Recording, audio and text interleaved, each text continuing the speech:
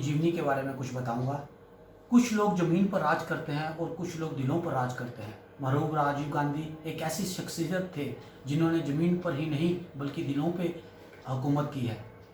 वह भले ही ये आज एक दुनिया में नहीं है, लेकिन हमारे दिलों में आज भी जिंदा हैं। राजीव गांधी की 19वीं सदी में 21वीं सदी के भारत का सपना देखा था। स्वभाव से गंभीर लेकिन आधुनिक सोच और निर्णय लेने की अद्भुत क्षमता वाले राजीव गांधी देश को दुनिया की उच्च तकनीकों से पूर्ण करना चाहते थे। वह बार बार कहते थे कि भारत की एकता और अखंडता को बनाए रखने के साथ साथ उनका अन्य बड़ा मकसद 21वीं सदी के भारत का निर्माण है।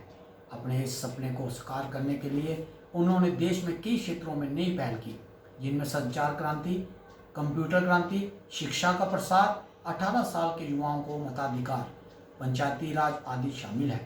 वह देश के कंप्यूटर क्रांति के जनक के रूप में भी जाने जाते हैं। वह युवाओं के लोकप्रिय नेता थे। उनका भाषण सुनने के लिए लोग घंटों इंतजार किया करते थे। उन्होंने अपनी प्रधानमंत्री काल में कई ऐसे महत्वपूर्ण फैसले लिए जिसका असर देश के विकास में देखने को मिल रहा है। आज हर हाथ में देखने वाला मोबाइल उन्हीं फैसलों का एक नतीजा है। 40 साल की उम्र में प्रधानमंत्री के राजीव गांधी देश के कम उम्र के प्रधानमंत्री और दुनिया के उन युवाओं राजनेताओं में से एक हैं जिन्होंने सरकार की अगुवाई की है। उनकी मां श्रीमती इंदिरा गांधी 1966 में जब पहली बार प्रधानमंत्री बनी तब वह उनसे उम्र में 8 साल बड़ी थी। उनके नाना पंडित जवाहरलाल नेहरू 58 साल के थे जब उन्होंने आज़ाद भारत के पहले प्रधानमंत्री के तौर पर शपथ ली। देश की पीढ़ीगत बदलाव के अग्रदूत राजीव गांधी को देश के इतिहास में सबसे बड़ा जनादेश हासिल हुआ था। अपनी मां के कत्ल के बाद 31 अक्टूबर 1984 को वह कांग्रेस अध्यक्ष और देश के प्रधानमंत्री बने थे।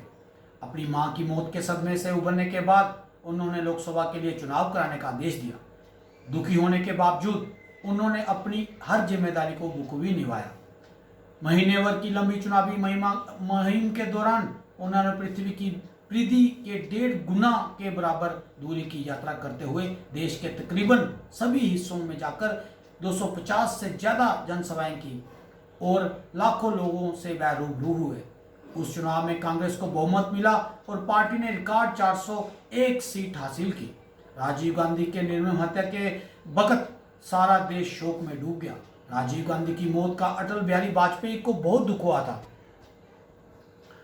उन्होंने स्वर्गीय राजीव गांधी को अपनी भावनीय श्रद्धांजलि देते हुए कहा था, मृत्यु शरीर का धर्म है, जन्म का साथ मरण जुड़ा हुआ है, लेकिन जब मृत्यु सहज नहीं होती है, स्वाभाविक नहीं होती है, प्राकृतिक नहीं होती है, जरनानी वस्त्रादि यथा विहा गीता की इस श्लोक से इस कोटि में नहीं आती है।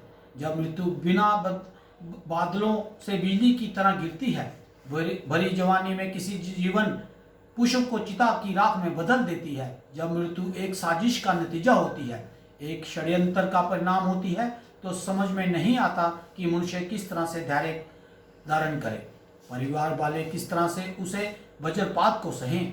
राजीव गांधी की जघन्य हत्या हमारे राष्ट्र के मर्म पर एक आघात है, भारतीय लोकतंत्र पर एक कलंक है। एक बार फिर हमारी महान सभ्यता और प्राचीन संस्कृति में विश्वास उपहास का विषय बन गया है।